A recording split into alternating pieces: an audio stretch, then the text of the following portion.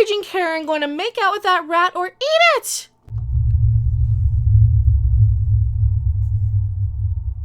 If you said neither, then you actually watched this week's episode of Batwoman! Hello, everyone! I am Mecha Random 42, the one, the only, the original, your favorite YouTube consumer advocate, Harpy, coming to you from somewhere in the subatomic level, I think. Possibly. I had to sit through Batwoman. I sat through it twice now. And this episode is possibly the most insulting, most inconsistent, most and phobic in the entire history of the entire series.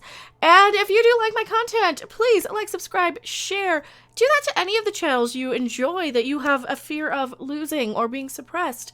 I have been reviewing Batwoman since the first season, and yeah, I dipped out a little bit towards the end, but oh, I had to come back. I had to come back and see what they did with their recasting, see what they did with their new actress, to see what they did to improve this.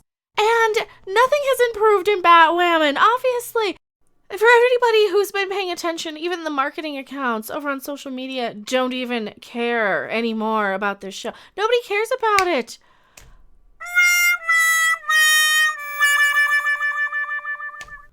That's not KK. That's not K. Not that anybody can tell the difference or care or anything. I mean, this Batwoman has at least got a personality, is a little bit more interesting to look at on screen and to hear when she speaks.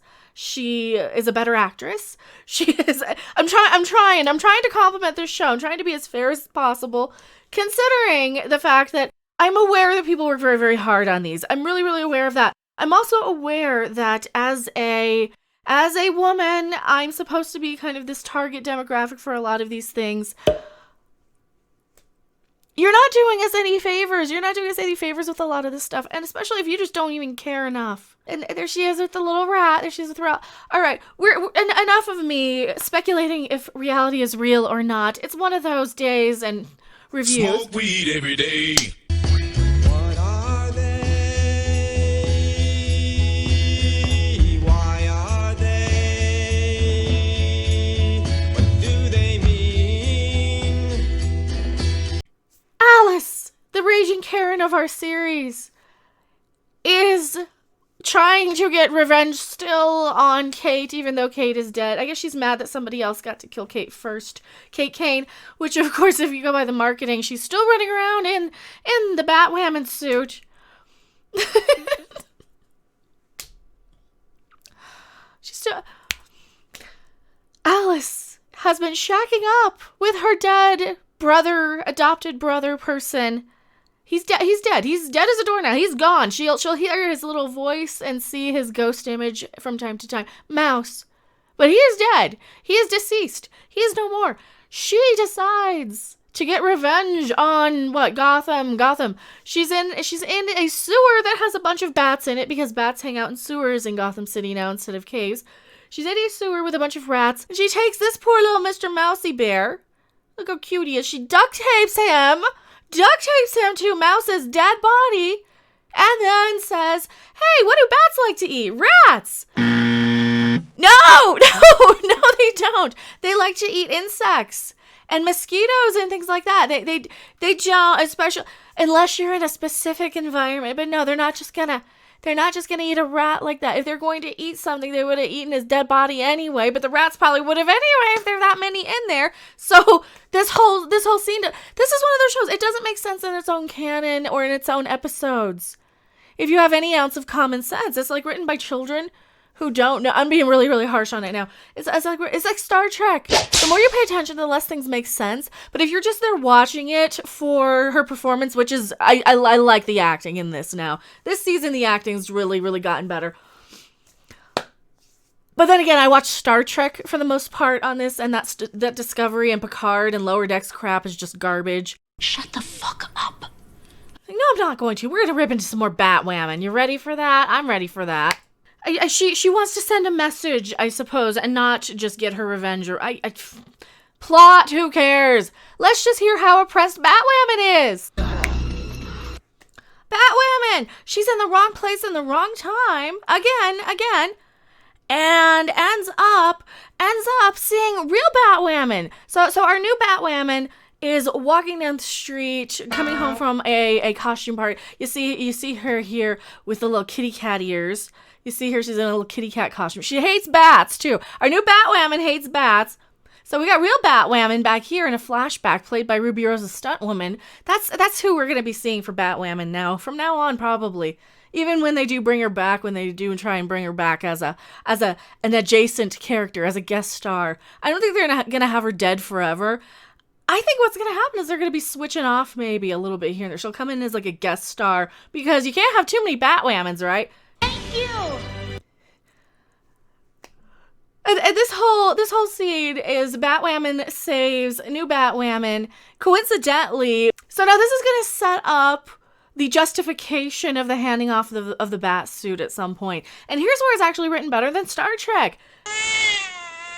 It has a setup and a payoff, even though it does kind of feel like it was inserted last minute anyway. And here's the thing. We do have, as astronomical as the odds are, that the new person who just happens to know kung fu, karate, jiu-jitsu, whatever martial arts she knows, had been rescued by the Batwoman and fought back enough for Kate to remember her years later, or maybe a couple of days later. She was only Batwoman for about a year, right? Only about a year. So Kate had an encounter with this woman who happened to be in the wrong place at the wrong time. Just enough. And she does. She fights back. She's got skills. She takes on some thugs. And Batwoman magically writes in her diary to Bruce. Now, was this a scene that happened? Was this something that they actually sprinkled in last season? I don't remember this. You guys probably paid a little bit more attention than I did.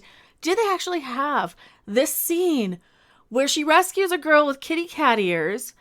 Because that would have been a nice touch if they had just gone in from a previous season, especially if they were going to insert this. But I can't imagine that being as much detail anyway, as they would put into the show. Because let's face it, this is CW Batwoman we're talking about. But this sets up the fact that our Batwomans have crossed paths before. But again, like I said, she's got more of a personality. She's cuter, she's perkier, she's spunkier. She's written as a charity case, a hard on her luck. People don't want to hire her because she's got a record. She decided to plead to a crime she didn't commit just so that she would get a lighter sentence, which a lot of people do. And that's the sad reality of it. This show does tackle some social issues that I'm just going to say it. They are applicable to pretty much anybody who's been in those sort of situations. And there's a scene in this. It's going to come up.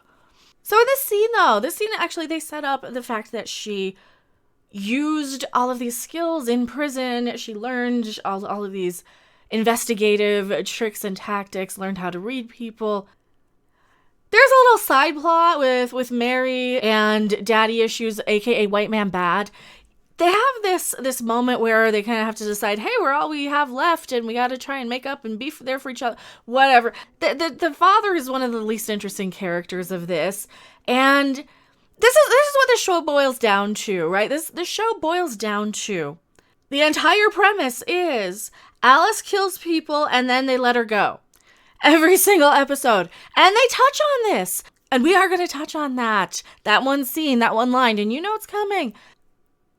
So, to stress the point that she is poor, they decide to have the character go out of her way to shop in the most dangerous, crackhead, back alley. That's the other thing. They decided to have her walk down a back alley. That's why she needed saving from Batwoman. And I forgot that part. Rewind back to where she had the kitty cat ears. They decided to have her walk down Murder Alley just so she could face a bunch of thugs, just so they could set her up later on, instead of walking down like a well-lit street. No, she walks down. She puts herself in a lot of these dangerous places and situations. And you would think that she would have the street sense to be like, hey, I'm going to my van down by the river. In a van down by the river. I'm gonna go in the most well-lit part of town, and I'll maybe just take a little bit of a longer route, since I'm young and healthy and very fit and attractive, and I'm going to keep myself out of harm's way and not go into, the middle of Crackton, in the middle of the worst neighborhood in Gotham, in the worst part. They don't even have the lights on in the store. So she's going in, and they stress that she's broke because she's looking for some generic ibuprofen. I guess she has a headache or whatever. After coming off this job interview that she didn't get, obviously, to go back to her van down by the river. And what do you know? Thugs break in and rob the place. Oh, there's her ibuprofen. Yeah, thugs break in and rob the place. I mean, they do show that she can actually do the fighting because she was trained. So she's fighting off these thugs. Meanwhile, I guess he shoots the shop owner. Like I said, why are you going to a shop like this, a convenience store, in the middle of the worst neighborhood in town, in the dark, in the middle of the night? Like, how late was this interview? Was it 3 in the crapping morning? But I guess that's what the writers think that all neighborhoods look like. Tell me what your neighborhood looks like in the comment section below. Would you just walk a little bit farther away if it meant a safer route? She took his gun to hit him back, and he hit her. She goes behind the counter, and then that's when the cops come in and they're like, freeze. So instead of, them looking at the security footage right away, they have to run her down to the detectives, where she gets interrogated by none other than Batwoman's biracial lesbian girlfriend. Sometimes bisexual lesbian girlfriend. That's what she is. She might be transgendered for all we know. But no, they were in the military. And I guess they don't like the L's in the military, even though it's like super duper hot.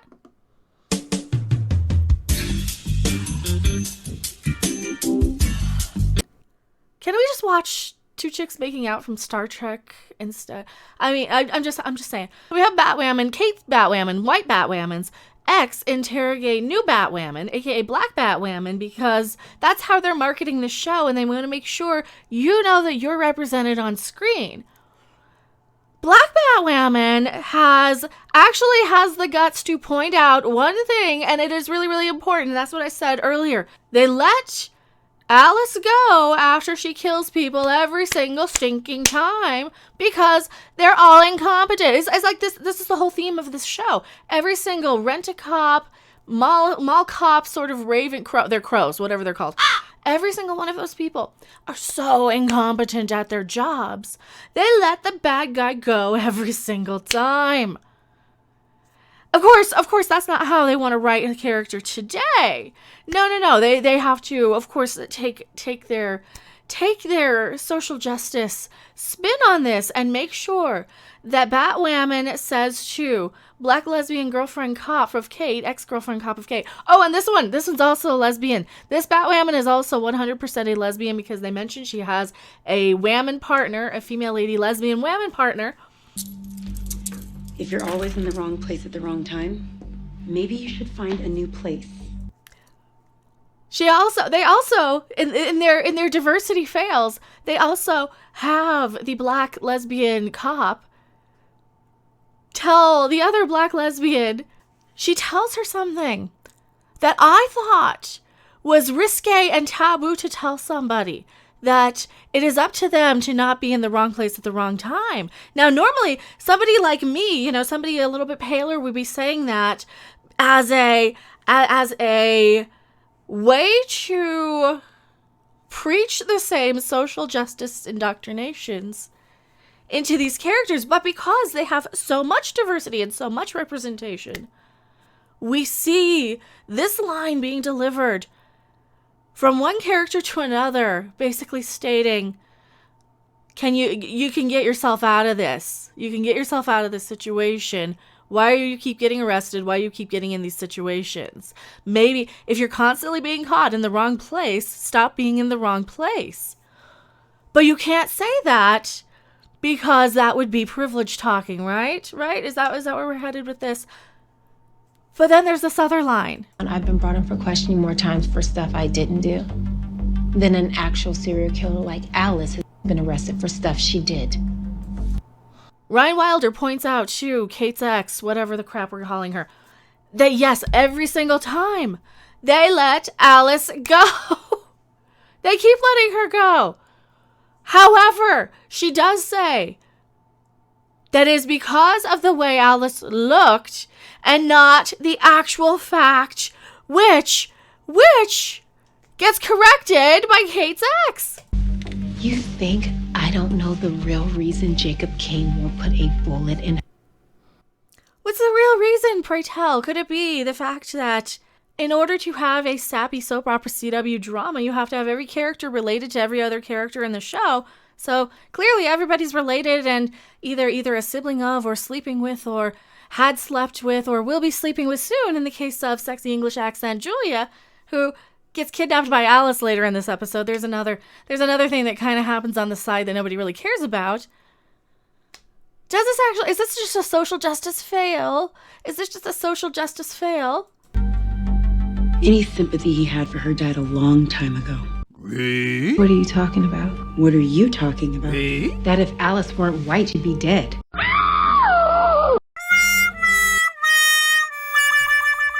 I mean, the look on Sophie's face really, really says it all.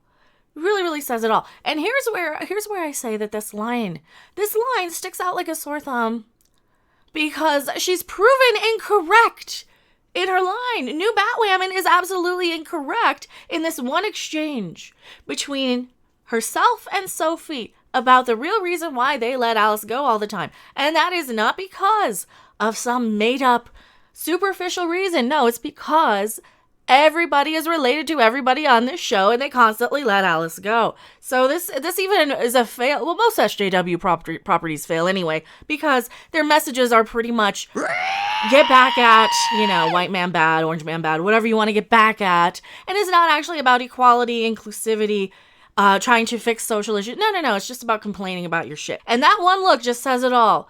That one look just says it all right there. I was going to ask if it was wrong to be somebody sitting here and paying attention to these social justice messages, because that's what this is. This is a social justice show. This isn't a show designed to be entertaining or anything. This is one of those shows that's just designed for the message and the activism. Now that there's a black Batwoman, what if we had started last season? With black Batwoman and black Alice, and they had a black father, whatever you want to do. Can you still have that with these social justice messages? I don't know. So what if we had that as our plot point and had nothing else change from season 1 other than the ethnicities of the actors who played those? Would we have this scene today? I just have to wonder, because I don't think we would. How would you have somebody deliver that sort of message otherwise? And I might be reading way too much into this, but like I said, I can't really rate it on entertainment anymore. It's not entertaining. It is a social justice message that people are tuning out of in massive, massive droves. The ratings are in, and like I said, people don't want social justice messages. They want to be entertained, especially when the social justice message doesn't even understand itself, and it gives itself a great big wah, wah, wah, as being incorrect, because that's not the case. It wasn't anything to do with that, and you're trying to deliver this message, but you only make your main character out to look like a professional victim, which that's not going to help anything. I'm just going to flat out say it. That doesn't actually help anything. That doesn't actually make anything better, and it doesn't make the show more watchable. All right? It's not going to fix your social justice issues. It's not going to increase your viewership. Look, you dropped. You dropped to a 0.64. You dropped in the rating. Come on, for crying out loud, Batwoman. Nobody wants this. Season 2 ratings. Look. Wank. It went from 659 to 642. And you dropped 64% last week, too. And how else does it not stay consistent? The other big plot point is they have to convince Ryan Wilder here. Oh, there's Mouse. She's in the morgue. They find Mouse. They have to convince her to make an appearance to clear out a crowd because all these bats. It's a very 1960s plot line. The plot line didn't bother me so much if they're going over the top cartoony. But no, we're going social justice message instead. And just go back to the over the top cartoony. Go back to the Jingle Bells Batman smells. That's better. So they have to convince I think they convince her she wants to. I think she wants to do it. She wants to become Batwoman. Luke, what's his name? Diversity Alfred, that's his name. Is it Luke Fox? It's Luke Fox. He decides to tell her, hey, people are going to notice you're not Kate Kane. Oh, the CW's Twitter account and marketing accounts didn't. So he says, hey, they're going to notice that you're not, that you don't look like Kate. And she said, yeah, we'll just put you up way high on top of a roof. So they basically wanted her to clear this crowd that is, and remember what I said, they're not consistent with their internal, storylines and canon. Everybody was cheering in season 1 that Bruce Wayne fucked off to wherever he went, and that the city was free to become this crime haven. And then they decided, after having Batwoman there, that they were going to all rally and cheer to get her back, because now she's all of a sudden gone missing. So they have to convince her. So they have this big parade, whatever, a gathering, a little gathering where nobody is distancing or masking or any of those things. So she has to put on the bat suit. She's on top of this building. There's this huge crowd. No daddy issues. It's not Kate. Remember, she died. Get that imposter off the roof. Gotham loves Batwoman. So she's telling them to all bugger off because, there's all the bats. Oh, I forgot to tell you, that was the other big plot connection, that made it a ridiculous plot point. When Alice fed all the bats Mouse, basically, her buddy, her little brother, lover, whatever the crap he was, they got contaminated with that thing he died from, which coincidentally was the same thing that Alice used to kill Batwoman's stepmommy. The doctor lady girl's mother, who really, because everybody knows everybody in this show and everybody's connected to everything. Oh, did they cut out the rainbow flags? Did they cut out the diversity flags in the crowd? Also, nobody is wearing anything or nobody is staying so far, personal space. That's what they don't have in this crowd. And that's a no-no in today's society if you're giving me a messagey, preachy message show. Oh, so they have a fight, Batwoman and our raging Karen of this series, Alice here. They have a fight on the roof. Alice shoots at her. She's like, hey, the suit's real. She wants to kill Alice once and for all. And then our Diversity Alfred of the series tells her over her little Batcom in her ear, no, we can't kill her. We can't kill her. Batwoman wouldn't kill her. I'm not Batwoman, just like she pointed out, because everybody knows she's an imposter. Oh, and she almost doesn't let her go. Then we get our surprise Rooney at the end of this. So she slipped away during this big fight scene where they were shooting at bats from the ground. Oh, it was terrible.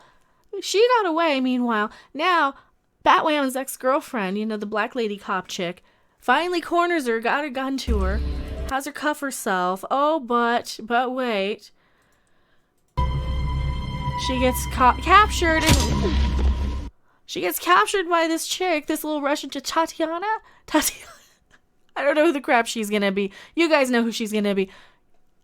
Alice is now captured. Now they finally almost... These people are horrible rent-a-cops, these crows. They can't even capture one stupid serial killer whammon. One whammon! The weak ones. And to make everything wrap up nice and neat, she finds the Batcave. She's in Bruce's stuff that Kate was keeping warm for him. She finds this little diary, the journal that Kate was writing letters to Bruce. Hey, dear Bruce, I used your batsuit to do this after insulting you and altering it to fit me. A word. She reads Kate's letter about rescuing her. Hey, there's a girl who reminded me. She doesn't really specify. She doesn't say the details. But she self-inserts her as being there when Batwoman saved her and said, we need a hero just like her. So she uses that to justify using the batsuit to kill Alice, I suppose, and fun ensues in the rest of this series. Is this a social justice fail? Oh, yeah. This is a TV show fail. This is a life fail. This is one of those shows that make you question, is reality real? Do people really, really know what they think they know? Or are they just reciting back a bunch of garbage that they think they understand without any understanding of it to appease to some self-righteous zealotry, clique, side, whatever, who thinks that they know everything and don't understand anything. Tell me what you guys think in the comment section below. This episode stunk on ice. Probably a 2 out of 10. It wasn't even that entertaining. It really, I mean, Alice is good, but she's good in everything. And, you know, the better Batwoman is, the better, right? I am Mecha Red at 42, and I'll see you guys later. Bye. Thanks for watching. If you liked it, make sure to hit that like button. And if you want to see more, don't forget to subscribe. See you in the next video. Bye! It's as if I'm psychic. I didn't know the whole dry cleaning situation. I anticipated you needing a product to take care of your dry cleaning situation. Here is a commercial parody product for a product that should exist but does not. Shout out to Rob from Midnight's Edge for helping out with this one. Enjoy Bat Stank. Can't get the smell of the patriarchy out of the costume? New Bat Stank body spray will eliminate those tough odors. Strong enough to punch the penguin into prison, yet soft enough for a non-binary person of color. Bat Stank body spray, now available at Gotham Drugs. But I think that burnt bat smell is here to stay.